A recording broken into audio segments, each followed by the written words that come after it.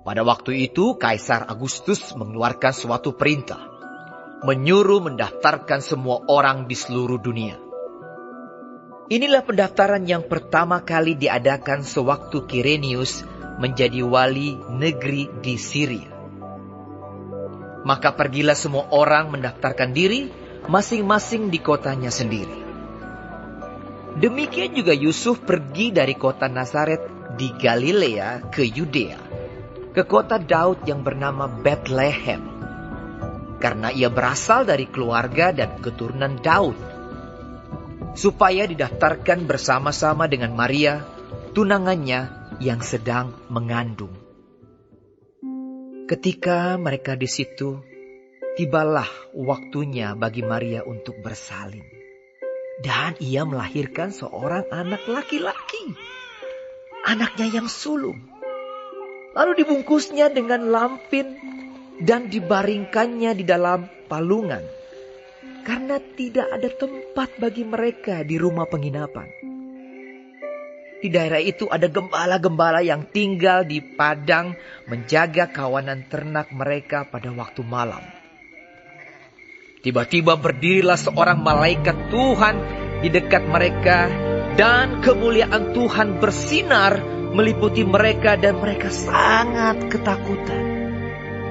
Lalu kata malaikat itu kepada mereka, "Jangan takut, sebab sesungguhnya aku memberitakan kepadamu kesukaan besar untuk seluruh bangsa.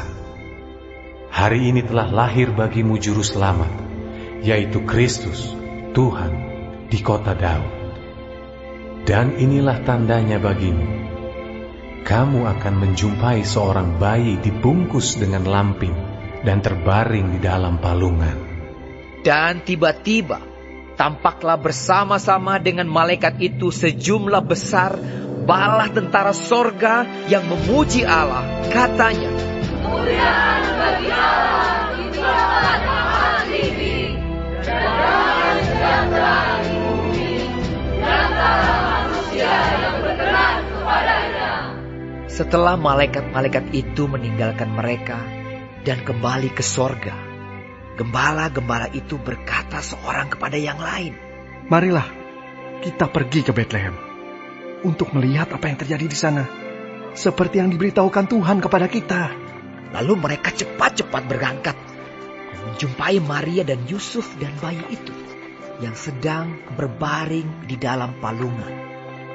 Dan ketika mereka melihatnya, mereka memberitahukan apa yang telah dikatakan kepada mereka tentang anak itu. Dan semua orang yang mendengarnya heran tentang apa yang dikatakan gembala-gembala itu kepada mereka. Tetapi Maria menyimpan segala perkara itu di dalam hatinya dan merenungkannya.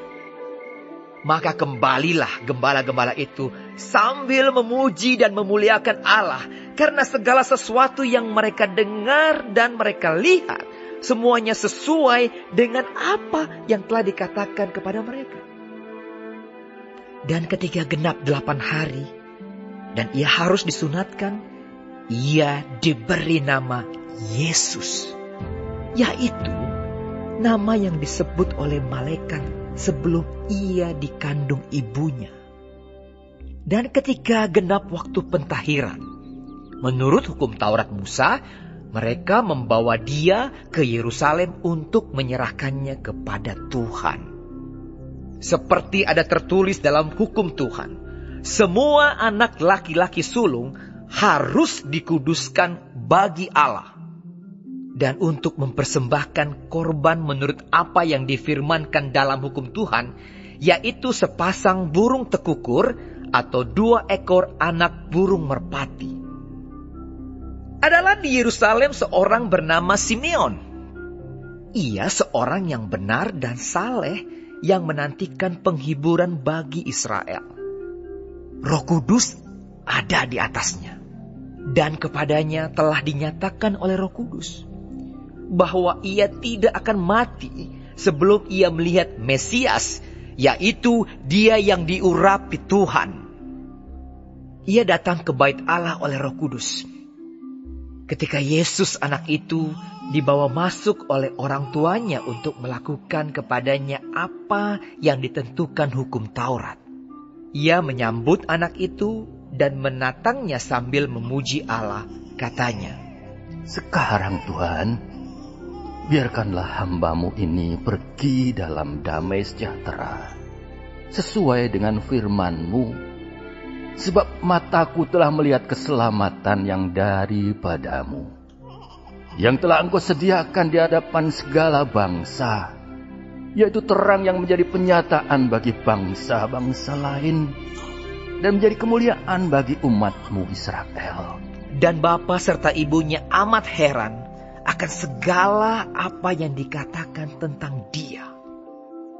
Lalu Simeon memberkati mereka dan berkata kepada Maria, ibu anak itu, "Sesungguhnya anak ini ditentukan untuk menjatuhkan atau membangkitkan banyak orang di Israel, dan untuk menjadi suatu tanda yang menimbulkan perbantahan, dan suatu pedang akan menembus jiwamu sendiri, supaya menjadi nyata pikiran hati banyak orang." Lagi pula di situ ada Hana, seorang nabi perempuan, anak Fanuel dari suku Asher. Ia sudah sangat lanjut umurnya. Sesudah kawin ia hidup 7 tahun lamanya bersama suaminya. Dan sekarang ia janda dan berumur 84 tahun.